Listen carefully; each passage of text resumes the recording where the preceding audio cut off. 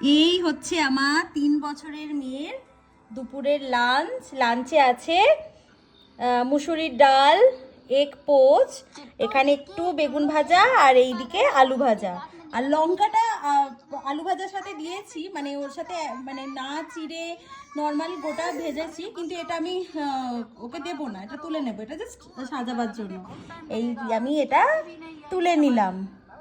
আর এখানে জল আছে, আর এখানে সানা আছে।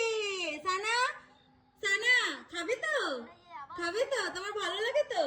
না তোমার হাত দাঁড়াও, আমি খাইয়ে দেবো। এই হচ্ছে সানার দুপুরের লাঞ্চ, যেটা মামা এখন খাইয়ে দেবে। ইয়ামি, সো ইয়ামি সানা, হ্যাপি? লাইক করে দাও।